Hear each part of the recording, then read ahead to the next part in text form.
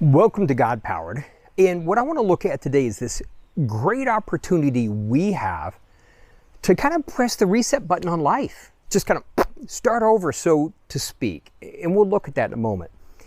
And the reason I'm talking about this, I was on the phone with somebody this week and we got onto the subject of some of those principles in the Bible that really challenge our trust. Now, what's kind of funny about this, we'll look at this, but where this gets to be humorous to a degree is if you stop and think about it. Now, hold on. When we say yes to Jesus, we have this confidence that eternity is handled. And we don't tend to go around going, I'm worried about heaven. No, we go, hey, I've got Jesus, I got heaven, I can sleep easy at night.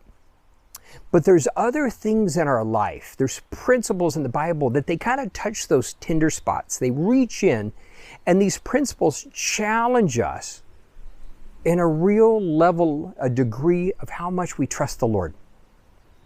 And so we're going to look at one of those principles, and this is both a principle and a promise. And I want to look at that because I think as we go through this, we're going to see this amazing opportunity we have right now.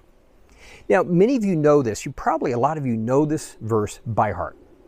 In Psalms 37:4, we have this incredible, again, promise and principle at the same time where it says, delight yourself in the Lord and He'll give you the desires of your heart. And I know many of you have this beautiful childlike faith and you're just like, absolutely, I just want to delight myself in the Lord. I'll let Him worry about the desires and the fulfillment of those desires. But for so many of the rest of us, the challenge becomes there's things in our heart that are we think they're so important, they're so dear to us, that the challenge becomes, okay, well, hold on. God, are you saying that if I delight yourself in you, you'll give me this thing?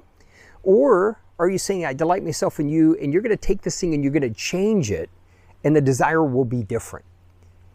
And the reality is, it doesn't matter.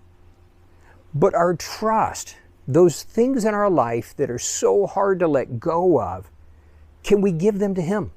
Can we trust a loving Father to say, I'm either going to fulfill that desire or what I give you is going to be so much better, you'll go, I can't believe that's what I wanted.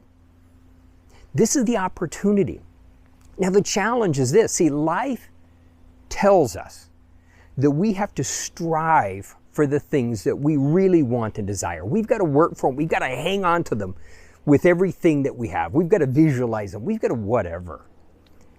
And here's a truth I have learned, a little secret I've learned. It took years to learn, but I'm going to share it with you. And that is this. The things that we strive for in life, the things that we think are so important that we've got to work so hard to attain, they're a pale imitation of the fulfillment that you get from the things that God gives you. So we can choose to hang on and strive and work so hard for the things we think we want.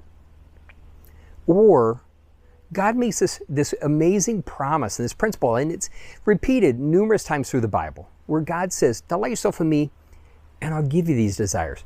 New Testament says, seek first the kingdom of God and His righteousness, and these things will be added to you.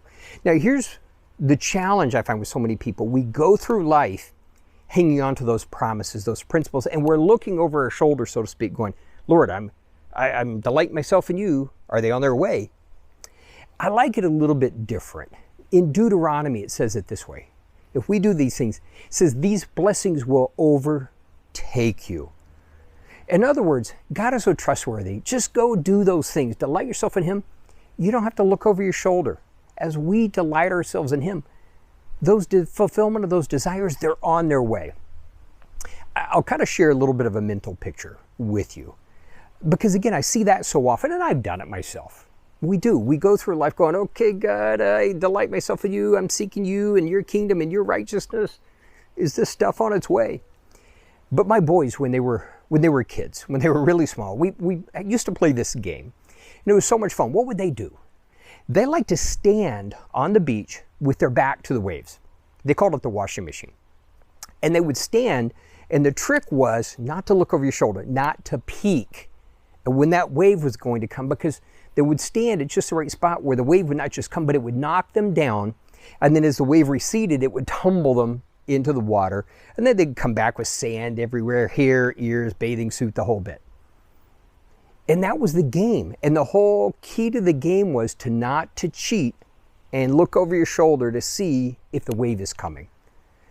We have to learn to do that same thing. What is that? To just, okay, Lord, I'm not looking over my shoulder. I'm going to let you surprise me. I'm going to let you surprise me with the blessings, the fulfillment of the desires of my heart, all the things being added to me. I'm not going to look at those. I'm going to keep my eyes on you. I'm going to delight myself in you.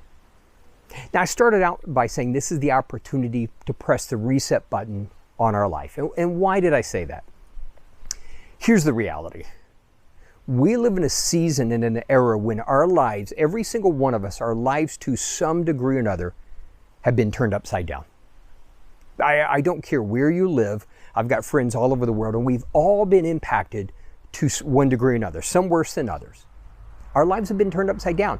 And more importantly, not a single one of us, now we didn't before, but we thought we did, but it's so obvious for every single one of us that we don't know what the future holds.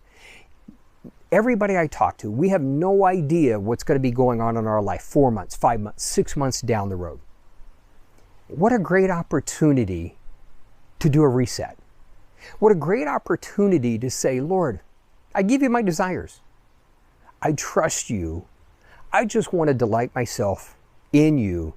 And I'm going to let you take care of that. And I'm just going to trust you that, you know what, whether you fulfill the desires I already have or you modify my desires, what you give me is going to be better. Why? The word says he is able to do exceedingly abundantly above anything we can think or ask. In fact, I'll let you in on one little secret that took me years to finally figure out. It took me so long to start actually proactively saying, God, I give you my desires. Anything that's not of you, please change it. I give you my heart. If I want to change a habit, if I want to change a lifestyle, Lord, before I even try to willpower, Lord, change my heart. Use this opportunity to press the reset button. Delight yourself in the Lord. Let him give you the desires of your heart and let him take you to levels and to places you never imagined possible.